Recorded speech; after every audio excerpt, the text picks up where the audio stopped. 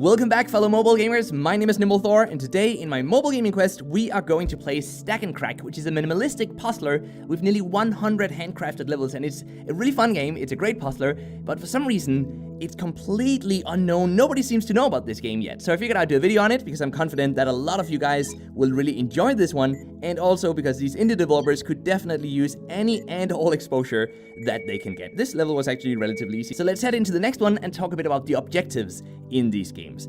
So as you guys can see, we have 4 different blocks. We have a blue one, a red one, an orange one, and a green one. And we have to get all of them into the purple square, the glowing one over here. As you guys can see, I'm tapping on the screen right now. We have to get them over there. Now, the point is, some of them can only move in certain directions. So this one, for example, can only move in this direction. This one can only move in this direction. This one can only move like so, and this one like so. So this one is also a relatively easy level. I'm pretty confident that we will be able to finish this one. So what we can do is we can stack these blocks on top of each other, and now we can then move the blue and the red one at the same time. So I feel pretty confident that now all we have to do is... Oh wait, we actually made a mistake. Luckily, we can go one step back here and then do this properly. So this is what we have to do instead. We have to move this one up there. This one can then pick up these other guys, the blue and red one, and we can move... Well, we can move this one over here, this one over here, and then now with the orange, we can move to the goal. So as the absolute puzzle noob that I am, I'm really glad that this game focuses on just teaching us one new mechanic at a time, and then as we slowly progress, new sort of elements are introduced, such as, for example, block flipping,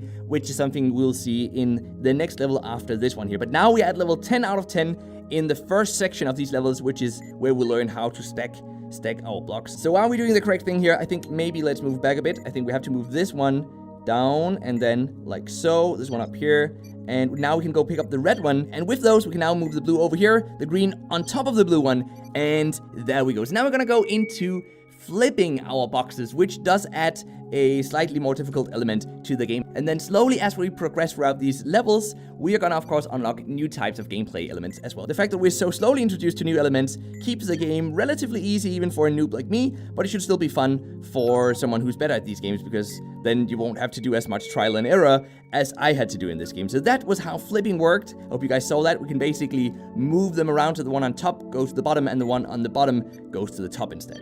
So now it's starting to become a bit more difficult, but still I think I have a pretty good idea about how to finish this one. Now, in the free version of this game, which you can find on Android, you do have to watch advertisements every now and again, and then you can remove those advertisements for $2 US.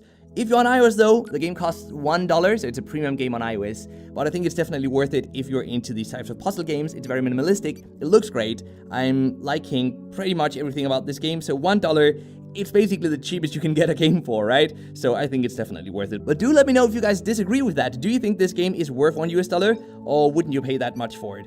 Are we doing the right thing here, which is another question I have for you guys, or are we not? I think we are actually. Look at that. Yes, there we go, and we can finish yet another level. How about we go into one more, and then we're gonna go into the mobile gaming news of the day. I was just about to make a mistake there. Luckily, we can always move one step back if we do make a mistake, but I'm pretty confident that we have to take this one over there. Then now with this one, how do we do this? Okay, I get it. See, this is still relatively easy, actually. So now we can move this guy all the way. Wait, can't we move it all the way? We can only move it to the intersection point. Interesting. So I guess I can now go over here, move it back again. And now we can... Yeah, okay.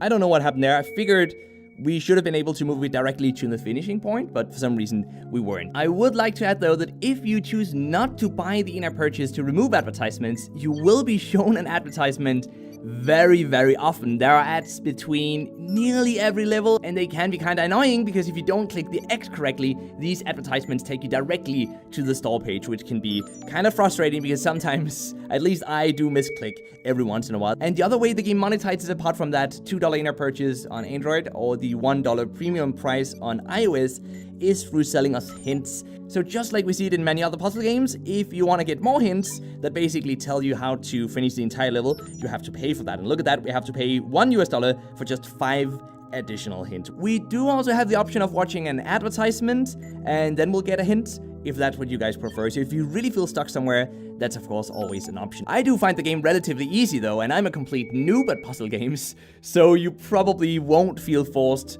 to buy these hints, hopefully at least. In any case though, if you want to check out the game for yourselves, the download links as always can be found in the description box down below. It's out both on Android and on iOS. And now it's time for the mobile gaming news of the day, which is that NetEase announced a new mobile shooter at the GDC conference last week. Very little is known about the game so far, but the name of the game is going to be Disorder, and it'll be a team-based 5-person shooter with 4 distinct characters to choose from, each of which will then have their own set of weapons and probably some sort of special abilities as well. But we really don't know that much about it just yet. And also, as to whether or not we'll be fighting other players in these 5-player teams, that's not known either yet, and it could very well be just a simple co-op game. We simply do not know yet. Time will tell, but at least we're getting a new shooter from NetEase, and that's always something to be excited about. They create high-quality games, and their games typically have no pay-to-win elements in them whatsoever, and instead they often choose to monetize through cosmetics.